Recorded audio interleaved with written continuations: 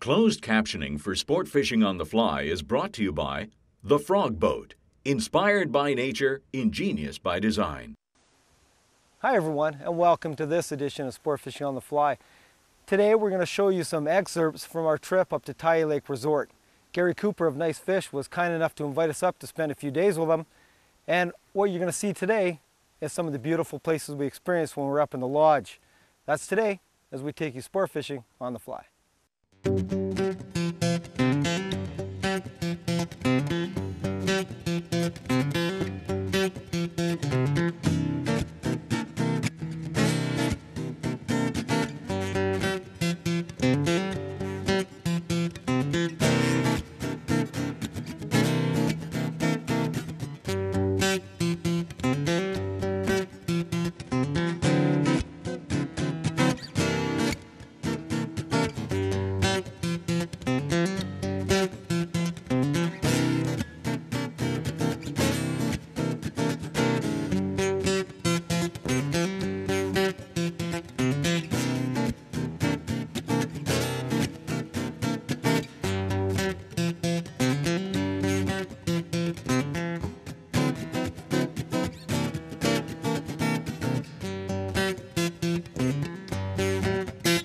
Sport Fishing on the Fly is brought to you in part by Islander Reels, G. Loomis Rods, and High Drift Boats.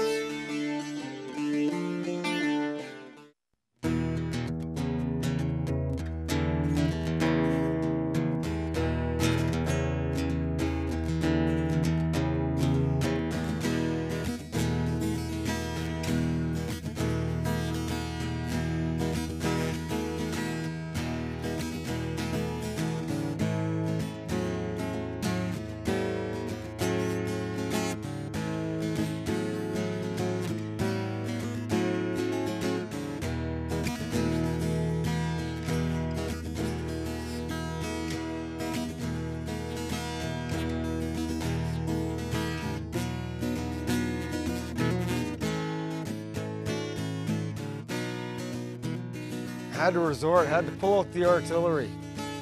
Tried everything. Whoa. Huh? I had to go with the, I went deep. I went right on the bottom with my bloodworm. I've seen this lots of times in other places when they're not feeding on the shoals. You gotta go out to like 20 feet of water, sink a bloodworm right down, right on the bottom, and wait for him to feed on it. And that's what I did. And it was the first cast and I got him. So again, it's just another technique that things are dead. Pardon? Got a sinking line? No, no dry line. Off the indicator. Oh, okay, I got I put on an extra long piece of tippet. I got you. And went right on the bottom with the bloodworm. And that has just been the way it is. They could be feeding in that 20-foot zone on bloodworms right on the bottom. So what I did is I put my forceps on my bloodworm, sunk it right to the bottom, put on the indicator at the right depth, and let it sit, and that was the first cast. About 5 minutes later, this guy hit. Only problem is my bob's not popping for me. Ah, it's a nice fish. Nice fat fish. Big oinker.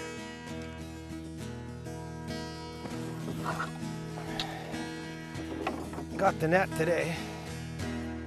Only problem is, look at where my indicator is. And these pobs are supposed to pop off and slide down. Well, guess what? It's not popping down. So I've got 20 feet I got to deal with here.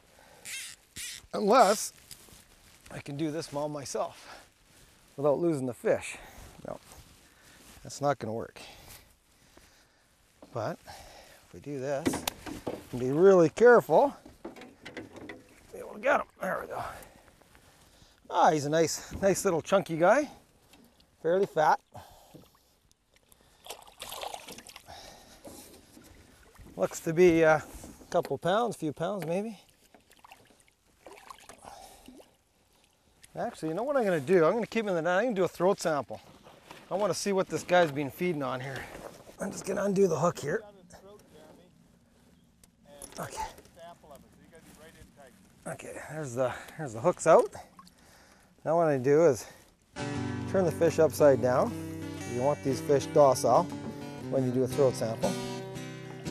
Get his head out. what I'm gonna do, if I can get them, make sure it's wet but totally water free.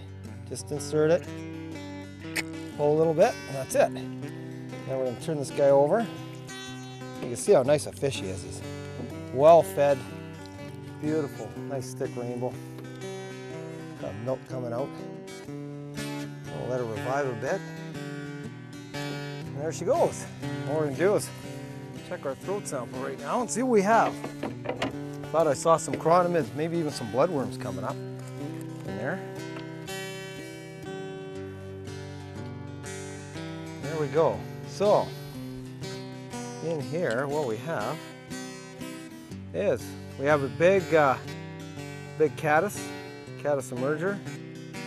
And we've got a couple of, see these real bright green chironomids. And look at the color of these. They're almost a golden color chironomid. Red butts on them, right on the bottom. So that's what that fish was feeding on. I got it with the bloodworm. So right now, I think we're gonna change over to these bright green ones and get somebody on one of the bright green ones. And of course there's that big caddis in there, but the big sedge. But they were feeding on the mayflower, the chironomids.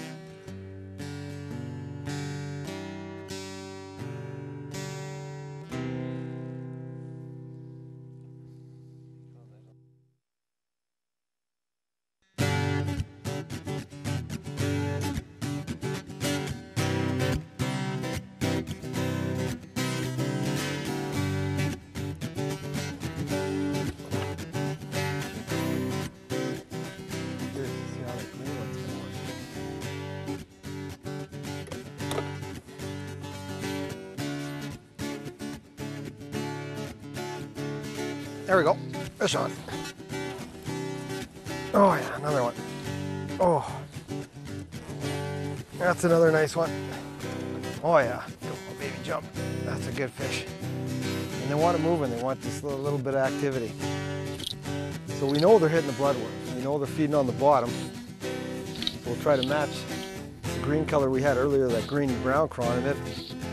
And we know they like the red, for sure. The red's popular as long as you're right on the bottom. This guy's fighting good. Oh man. The thing about the fish in this lake, they fight good. Just grab the fish. Oh.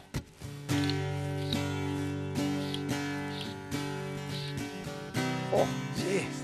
I haven't seen him yet. I don't know how big he is. Oh, this is a dandy. This is a nice fish. Everything in this lake is big.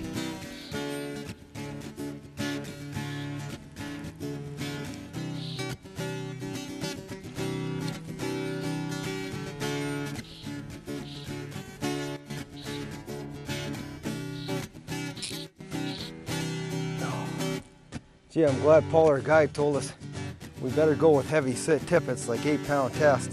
And that's a good thing, because look at the size of this fish. Oh, this is a dandy. This is that 4 or 5 pound range, I think.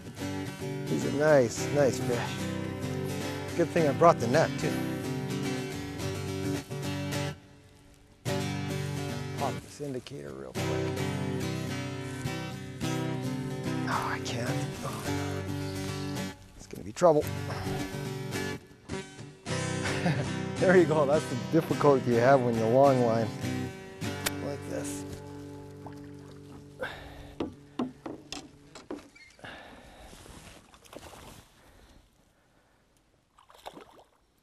Whew. That is a decent size rainbow.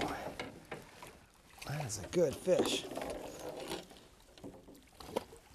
Oh, just fits in the net. Wow. Let's get rid of the bloodworm here. Right on the top lip. There's the hooks out. Now let's show everybody this fish. Oh, now that's a healthy rainbow. Curls up in the net. Oh yeah, that's a few pounds. Here's there, another beauty. Look at how healthy they are. Look at the beautiful colors. Oh, there's one to go. There he goes.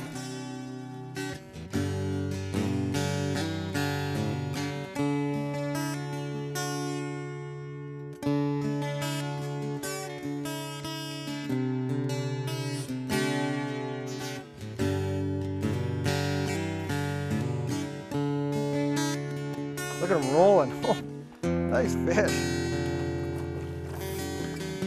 Gee. Bit of a slug. Oh, there he goes. Doesn't know he's hooked yet. Oh, come on. Whoa. Are you sure it's a fish? It's a fish. Not a bad one. No, he hit it. I mean, Jeff, one of the camera guys, was saying that we had some fish movement along this edge. That what?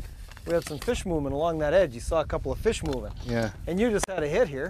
I had hit 100 yards back there. So we decided to change it up, get off the chronomids because they were off the chronies, and they're on to decide to put on a sedge pattern, an emerging sedge, and this guy ate it. Put on the clear. Isn't it nice to have a staff photographer on hand like this? Yeah, pretty nice, eh? Hmm? Pretty spoiled. That's a decent sized fish. Oh, give me a nice smile.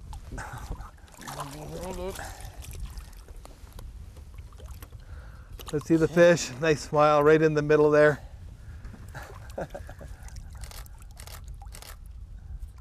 Hold on, just keep her going.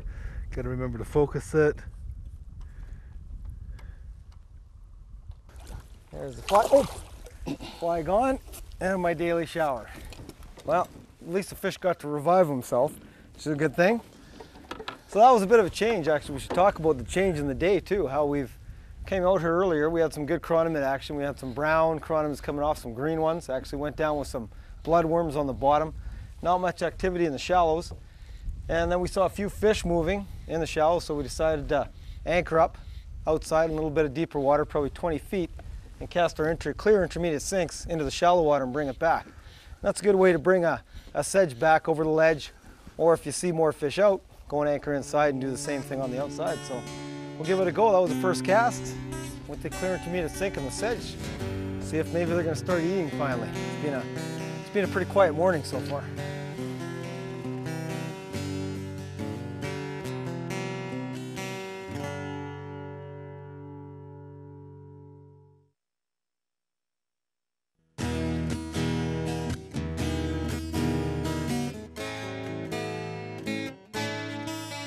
He fed it, and then I just slowed her up, and then he finally ate it.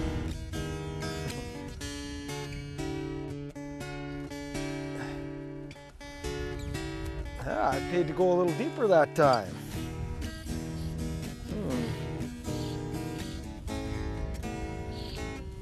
Oh man, fish are all over the place. You know, this lake may even be turning over. You know, they seem to be in all these different transition zones. They're not just king in the shallows. They're throughout the whole lake. And whenever you get that, and the fish are feeding in every different zone, you might have a little bit of turnover happening. But they're still eating. They're still biting. So that's a good thing. We're just having trouble locating them steadily here. But another beautiful fish. Oh, this one's got great colors to it. Just dancing down there. Another nice one. Oh, and this one's even got bigger spots. Big male. Looks like he just came out of the spawn. Oh. All right. Yeah, and he tapped it the first time, and then he ate it the second time.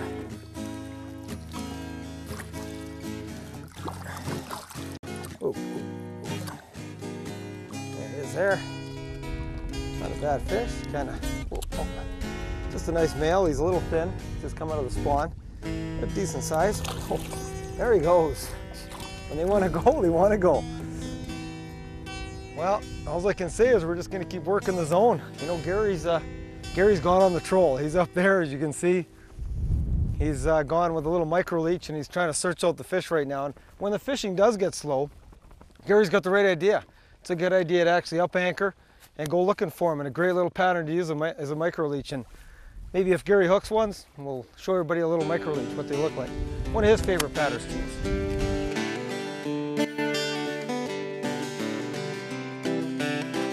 Hi everyone, and welcome to the bench. Some of the best dry fly patterns you're ever going to fish are emerging patterns, where half the fly is under the water and half is on top. And today we're going to tie you the emerging wino. Now this is a great pattern to use when fish are keying on those emerging patterns near the top.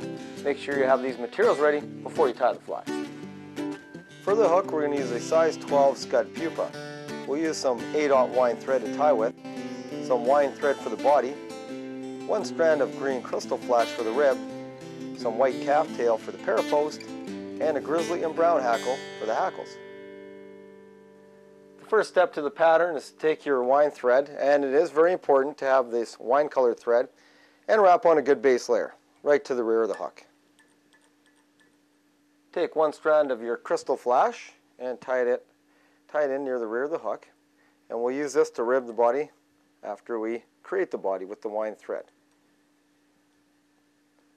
Now that we have the green Krystal flash tied in, we're going to create the body, and again we want to create a slightly tapered body with our wine thread, and make sure you keep it thin. You don't want this pattern to be thick. It is an emerging pattern.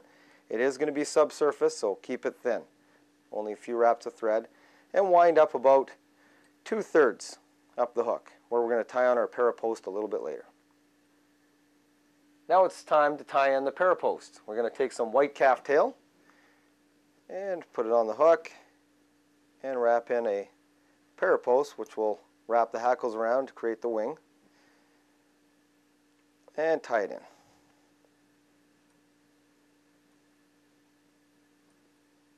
And when you're tying in the parapost, wrap behind and in front of the parapost and around. Make sure that parapost is nice and upright. Now trim the parapost to the proper length. Now that the parapost is tied in, we'll take our green Krystal flash that we tied in earlier, and we're going to take about 6 to 7 turns up the body to create our ribbing. And tie it right up to the parapost. Before you tie in the hackles, it's very important to select the proper hackles. What I'm doing is I've selected a grizzly and a brown hackle. And you have to make sure they're fairly paired up. You don't want the hackle one to be bigger than the other. You want them about the same size. So what we're going to do is select 2 hackles, and I'm going to tie in the grizzly one first. So we'll strip off the butt ends of the grizzly, and we'll tie it in right at the base of the parapost. And we'll do the same with the brown hackle. Strip off the butt ends and tie it in at the base of the parapost.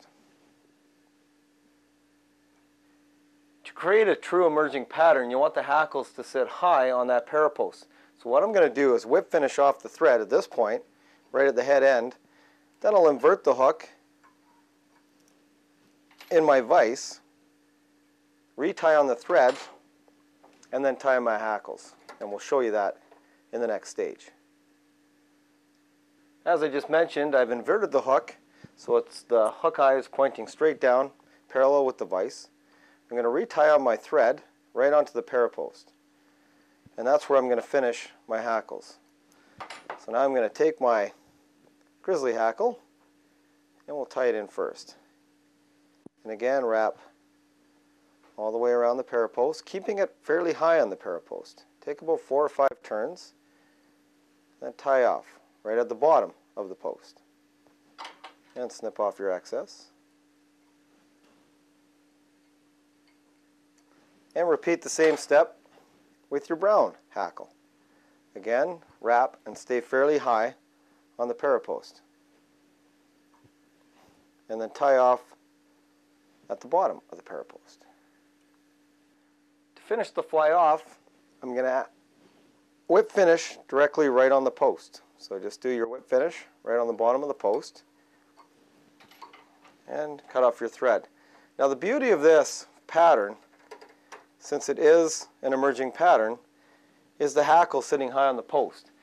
If you have your hackles up on the post, the majority of the fly will sit subsurface, and what the fish will see is that emerging fly coming up in the water, and it won't have to come out of the water. Fish prefer to stay in the water rather than come out for a dry fly. So with this pattern, you get the best of both worlds. Give it a try, you're going to love it.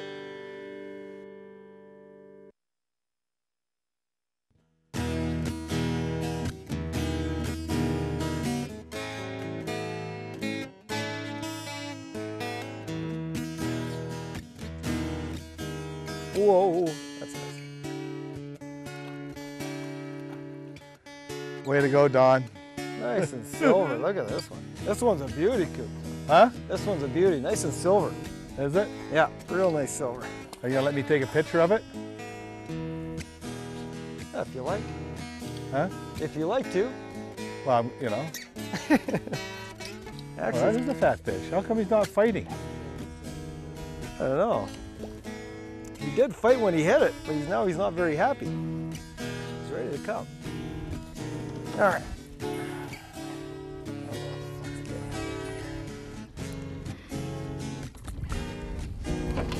Very nice, healthy side.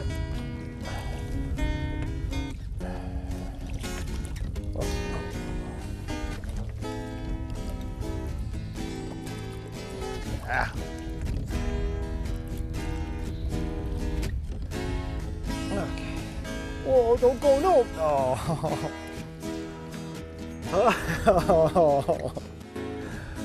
Oh, tragic. I was trying to unbutton it and it wanted to wiggle, kept wiggling, kept wiggling.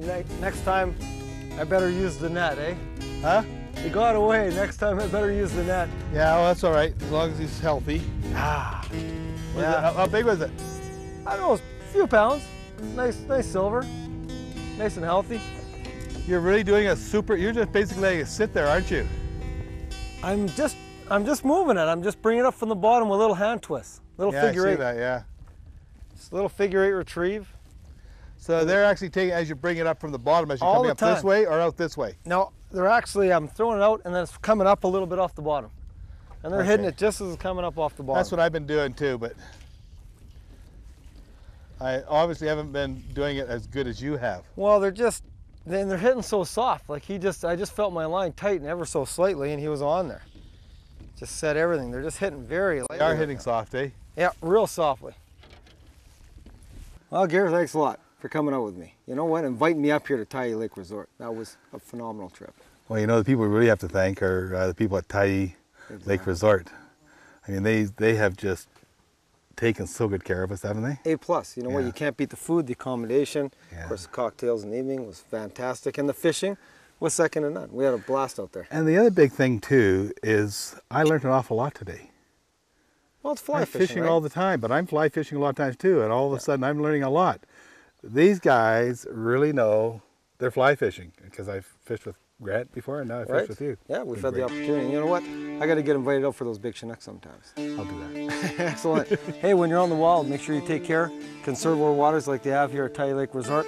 We'll see you next time when we take sport fishing on the fly. Thanks a lot, Coops. Thank you, my friend. To watch all our latest Sport Fishing on the Fly episodes and to order Sport Fishing on the Fly merchandise, head to www.sfotf.ca. And if you would like to book an adventure like this one showing, head to ontheflyadventures.ca and book yourself the trip of a lifetime.